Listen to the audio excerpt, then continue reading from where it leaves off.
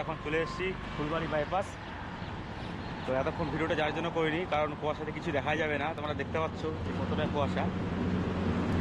ডান দিকে যাবো না, আর ডান দিক দিয়ে গেলে চলে যাবো জলপাইগুড়ি। আর আমরা যেহেতু যাচ্ছি সিকিমে, তো আমাদের লেফট সাইডটা ধরে চলে যেতে হবে। আর আজকে ভিডিওটা এই ফুলবাড়ি বাইপাস থেকেই স্টার্ট হলো, কারণ একটু আগে ভিডিও করলে কিছু দেখতেও পারতে না, ফালতু ফালতু মেমোরি যেত আমার। আর তোমরা ভিডিওটা স্কিপ করে দিতে। তো চলো দেখতে থাকো, এখন থেকে অ্যাকচুয়াল অ্যাডভেঞ্চার চালু হয়ে যাবে। এই জাস্ট ক্যামেরা অন করার সুযোগ পেলাম, কারণ সামনের রাস্তাটুকু এত পরিমাণে ফগ ছিল, ক্যামেরা অন করার মতো সিচুয়েশনই ছিল না। কুয়াশায় একদম কুয়াশায় পুরো গোপ্রো ভিজে একদম জল জল হয়ে গেছে। তার জন্য গোপ্রো অন করার কনফিডেন্সটা পাইনি। এই জাস্ট বেঙ্গল সাফারির সামনে এসে, তবু এখনো পর্যন্ত কুয়াশা কিন্তু আছেই। আর এখন যে কুয়াশাটুকু আছে সেটা ম্যানেজেবল, তাই ক্যামেরা অন করলাম। চলো ব্লগের সাথে যুক্ত থাকো। এই রাস্তাটাতে কিন্তু এখন একটা সমস্যা আছে, সেটা বেশি স্পিডে বাইক চালালে কিন্তু চালান কেটে দেয় এখানে। হাই স্পিডে গেলেই চালান কাটবে।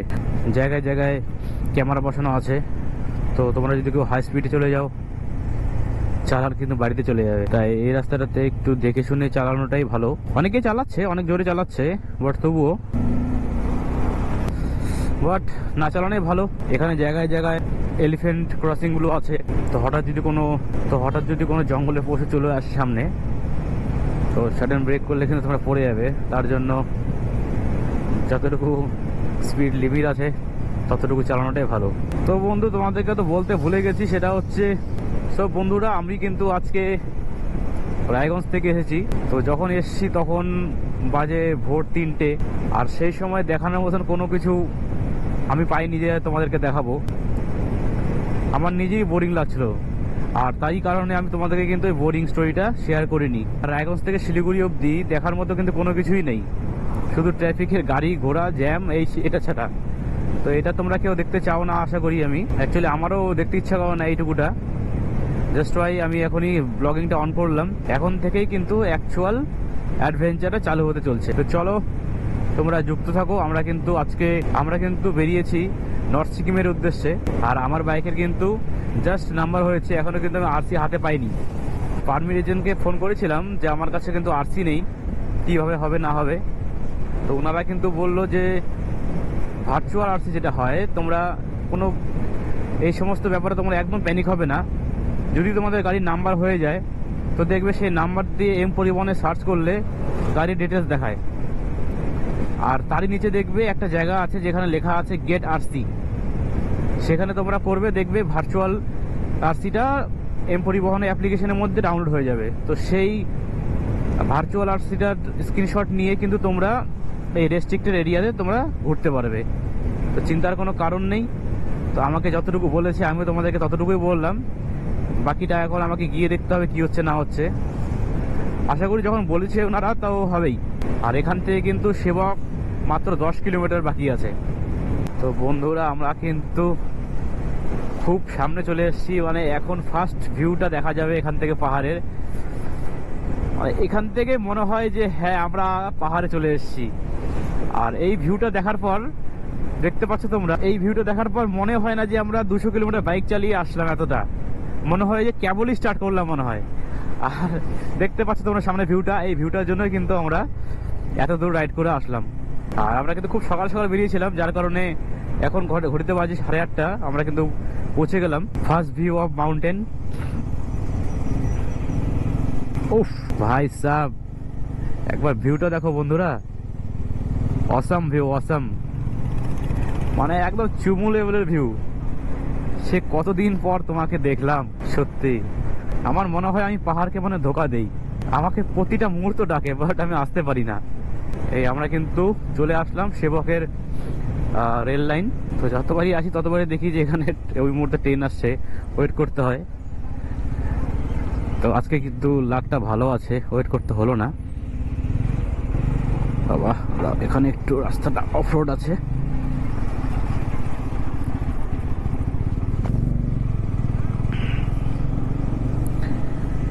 আর এই হচ্ছে সেবকের পুলিশ স্টেশন। তো তো বন্ধুরা, আমি কিন্তু যতবার এখানে আসি ততবার এই ভিউ দেখে ফিদা হয়ে যাই, অন গড বলছি। যারা বলে না যে পাহাড়ে কি আছে, শুধু পাহাড় জঙ্গল, তো তারা বুঝবে না।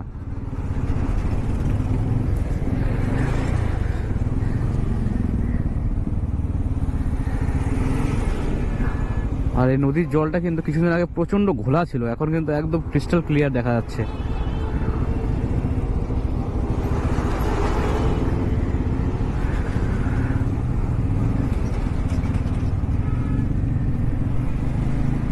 এই সিজনে কিছু দূর এসে দেখা যাচ্ছে যে প্রচুর কমলা লেবু নিয়ে বসছে এনারা, তার মানে এই সিজন ভালোই কমলা লেবু হচ্ছে।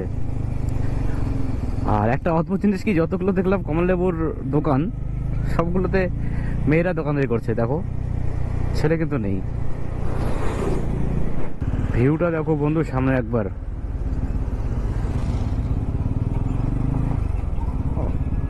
সকালবেলা যখন আসলাম তখন বাবা এত কুয়াশা ছিল যে মনে হচ্ছে যে পাহাড়ে এসে কিছু দেখতেই পাবো না। আর এখানকার ওয়েদারটা কিন্তু একদম উল্টো হয়ে যাচ্ছে, দেখা যাচ্ছে এখানেই পরিষ্কার, এদিকে কিন্তু এখনো পর্যন্ত ওয়েদার ক্লিয়ার আছে, সবকিছু ভালো মতন দেখা যাচ্ছে। এখন 9টা বাজে, তবুও কিন্তু এই রাস্তাতে অনেক জ্যাম। এই সেবক থেকে যে রংপুর রাস্তাটা, এটা কিন্তু প্রচুর জ্যাম থাকে, এনি টাইম জ্যাম থাকে। তো যার কারণে আমরা তো অনেক সকাল সকাল এসেছি এবার, তবুও কিন্তু আমরা জ্যামে সম্মুখীন হলাম। আউচ রাস্তা।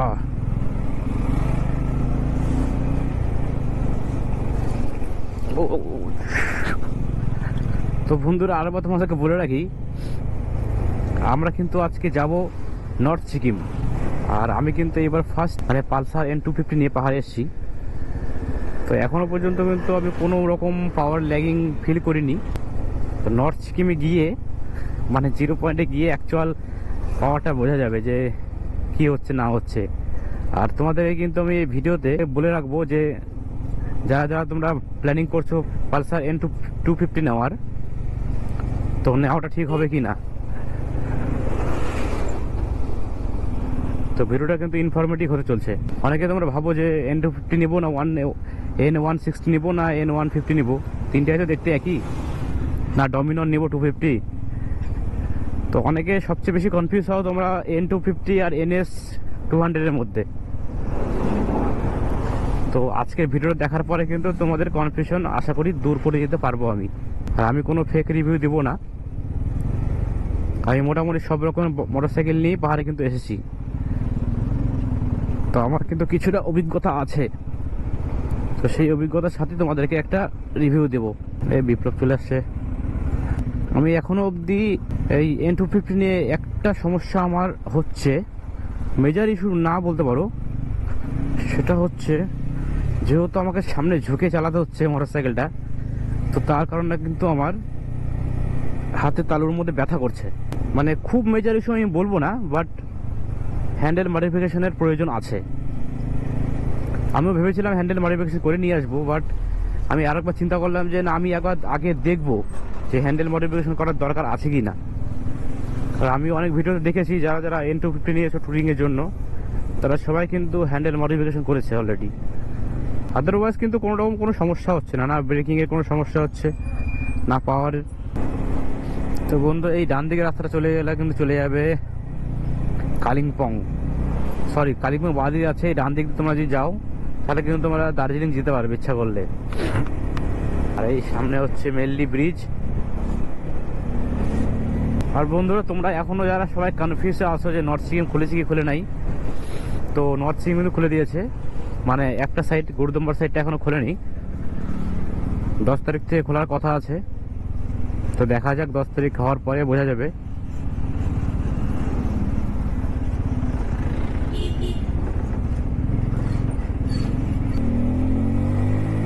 আর পাহাড়ে কিন্তু অনেকগুলো টানেল বানাচ্ছে, মানে তোমরা আর কয়েক বছর পর থেকে পাহাড়ের রাস্তা এত শর্ট হয়ে যাবে, মানে অ্যাডভেঞ্চারটা থাকবে না, সব কিছু শর্টকাট হয়ে যাবে। মানে এই তোমার শিলিগুড়িতে কিছুক্ষণ পরে দেখবে তোমরা দার্জিলিং গ্যাংটকে, মানে এই শিলিগুড়ি এই গ্যাংটক, মানে এত শর্ট রাস্তা হয়ে যাবে। আর তোমাদেরকে যেমনটা বলছিলাম, তো তিস্তা নদীর জল কিন্তু এখন প্রচুর পরিষ্কার আছে বর্তমানে। কিছুদিন আগে খুব ঘোলা ছিল, এখন একদম ক্লিয়ার কিন্তু। আর এখানকার কিছু কিছু ড্রাইভারগুলো না মানে খুব শয়তান হয়। এই যেমন আমার সামনে যে অল্টোটা যাচ্ছে, সেটা রাস্তা ফাঁকা থাকলে আমাকে সাইড দেয় না, মানে ডান দিকে চাপিয়ে দেয়।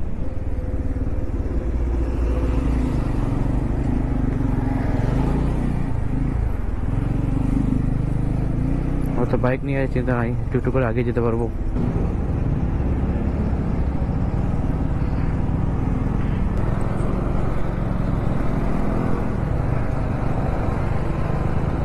দেখো এদের কত সুন্দর, মানে একটা গাড়ি নষ্ট হয়ে যেহেতু বাকি দুটো কিন্তু স্কুলের গাড়িগুলো এখানেই আছে, এটা যাবে না।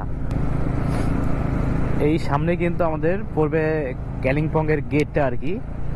ব্যাক সাইডে চলে গেলে চলে যাবে কালিম্পং, আর লেফটে চলে গেছে কিন্তু আমার চলে যাবো গ্যাংটক। এই সেই গেট তোমরা দেখতে পাচ্ছ।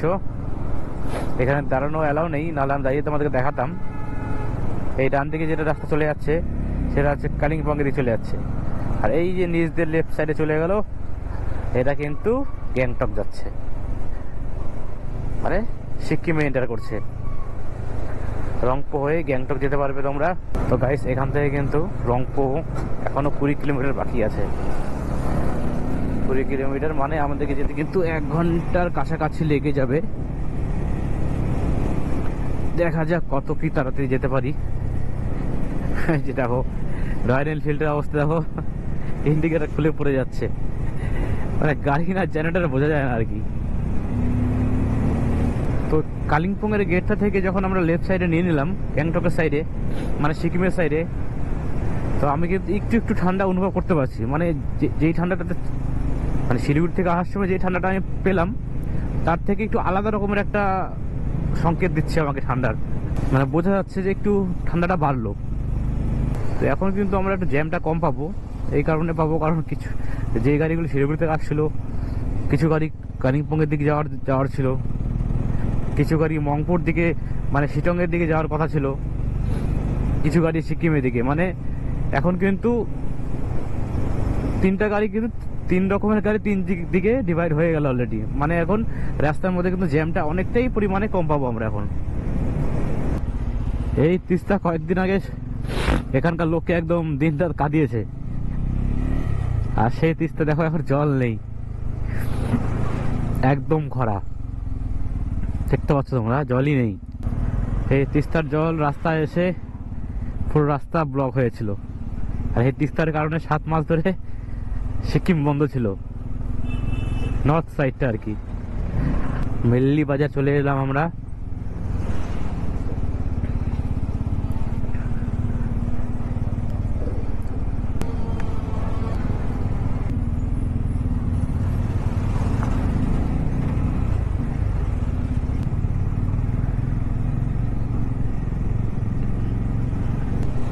সিকিমে একটা জিনিস খুব ভালো, এখানকার সবাই কিন্তু সবসময় মানে পরিষ্কার পরিচ্ছন্ন সেজেগুজে থাকে আর কি।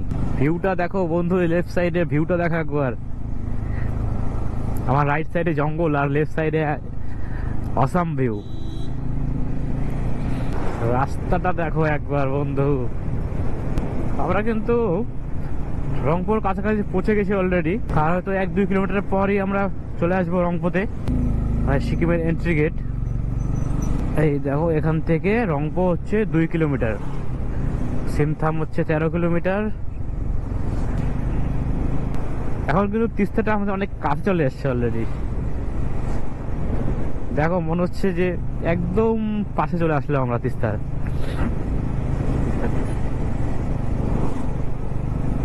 আমরা কিন্তু চলে আসলাম রংপো, সিকিম এন্ট্রি গেট।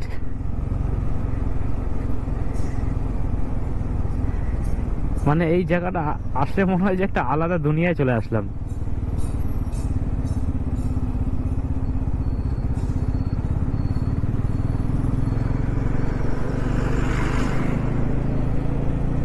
দেখো বন্ধুরা, আমরা কিন্তু বেঙ্গল থেকে সিকিমে এন্ট্রি করে গেলাম। আরে ব্রিজটা কিন্তু মায়েরই মানতে হবে, এত সুন্দর বানিয়েছে না। মানে ব্যাপক লাগে, ব্যাপক। মানে এখানে আসলে আলাদাই ফিলিংস আসে। এই দেখো এই ঘর, এখানকার ঘরগুলো দেখো একবার, মনে হচ্ছে যে কোনো ওয়ালপেপার লাগিয়েছে, মনে হচ্ছে এগুলো বাড়ি। এত সুন্দর কালারফুল ডিজাইন ছাদ।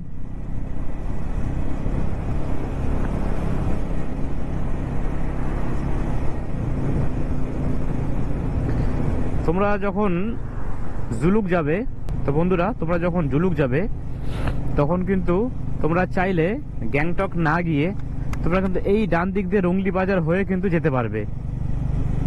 শুধু একটাই প্রবলেম, সেটা হচ্ছে তোমাদের পারমিটটা যেটা আছে সেটা যেমন গ্যাংটক থেকে করে, তো তার জন্য কোনো চিন্তা নেই।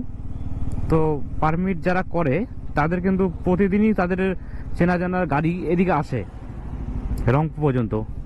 তোমরা কিন্তু এখান থেকে পারমিটটা ইজিলি কালেক্ট করে নিতে পারবে, এমন কোনো বড় মাথা পেঁচে নেই।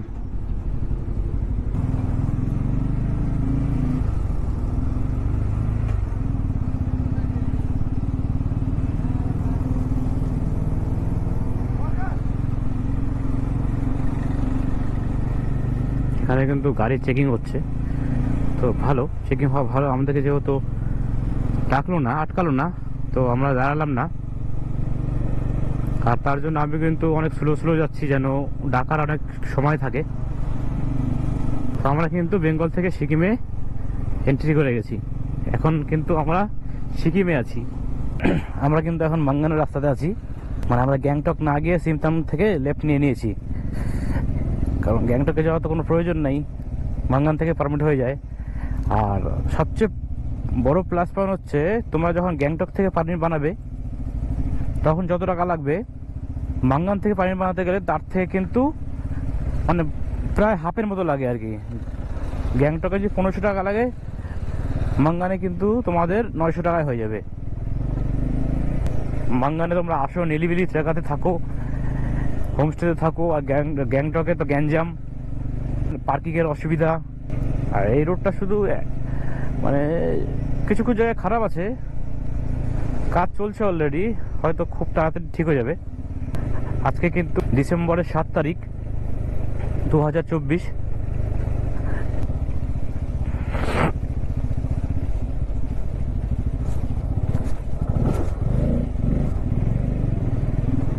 বাবা কাদা, গাড়ি পুরো ঘুরে যাচ্ছে একদম।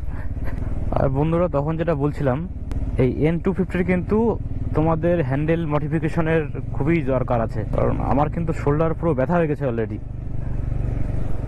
আদারওয়াইজ কোনো রকম সমস্যা নেই, পাওয়ার নিয়ে কোনো রকম সমস্যা নেই। তোমরা অনায়াসে ডবল নিয়ে চলে আসো নর্থ সিকিম, ইস্ট সিকিম, কোনো সমস্যা হবে না। শুধু হ্যান্ডেলটা অবশ্যই মডিফিকেশন করিয়ে নিও।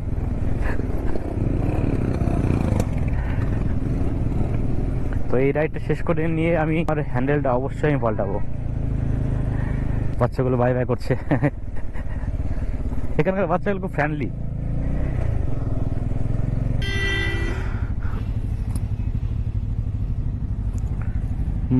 মাঙ্গান থেকে 20 কিলোমিটার আগে এখানে কিন্তু একটা কনস্ট্রাকশনের কাজ হচ্ছে, তোমরা দেখতে পাচ্ছ। প্রায় আধা ঘন্টার উপর হয়ে গেল আমরা ফেসে আছি জ্যামের মধ্যে।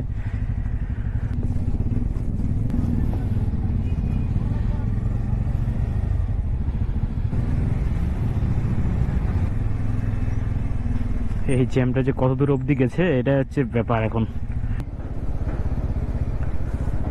প্রায় 10 কিলোমিটার পেছনে আছি, আবার জ্যামে পড়ে গেলাম।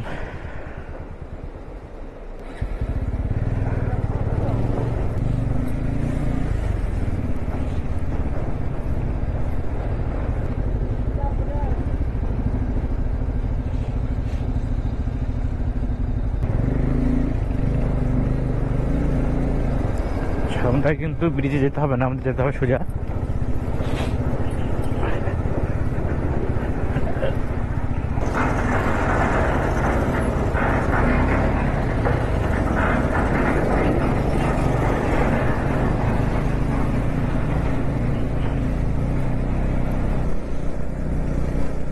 তো বন্ধুরা, তোমরা যারা নর্থ সিকিম আসতে চাইছো, তোমরা রাস্তাটা তো দেখে নিলে, সেইভাবে প্রিপারেশন করে কিন্তু এসো। আমি তো বলবো এই রাস্তায় ডবল আসা একদমই উচিত না, কারণ ডবল যদি তোমরা আসো, যে পিলিয়ন থাকবে তার কিন্তু অবস্থা একদম খারাপ হয়ে যাবে। ওয়াও, ওয়াটারফলটা দেখো একবার।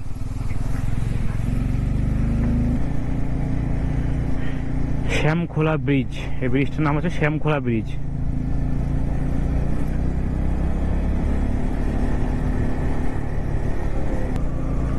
তো বন্ধুরা, আমরা একদম মাঙ্গান ঢুকে গেছি। এই দেখো, এই হচ্ছে মাঙ্গানের শেষ পেট্রোল পাম্প।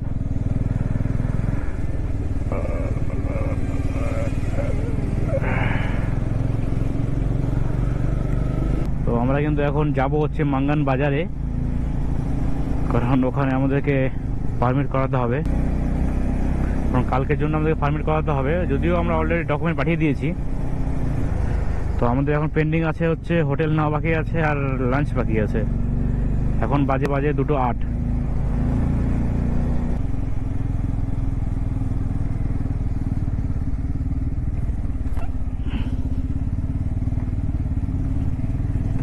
দেখো আঙ্কেলটা কিভাবে স্কুটি নিয়ে সেটেলিং করছে। ওচ্ছো ওচ্ছো। আমরা কিন্তু মাঙ্গান শহরে ঢুকে গেছি অলরেডি। এখান থেকে আমাদেরকে লেফটে নিয়ে যেতে হবে, এটাই তো सर। मंगन यदि इधर ही है ना, मंगन बाजार वो इधर पे।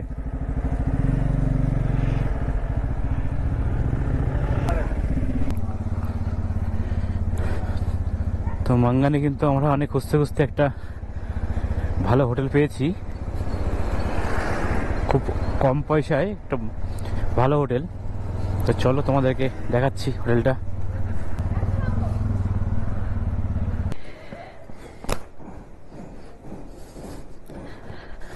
এই হচ্ছে আমাদের হোটেল, আগারওয়াল।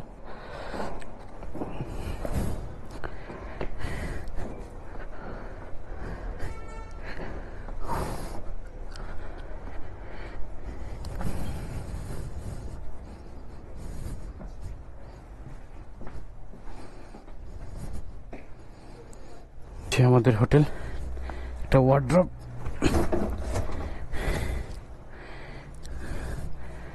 এখানে একটা আয়না, আর দিক থেকে লাজুক মার্কেটের ভিউ। আজকে কিন্তু আমরা এখানে থাকবো 2 জন, 2টা বেড আছে, চাপ নেই।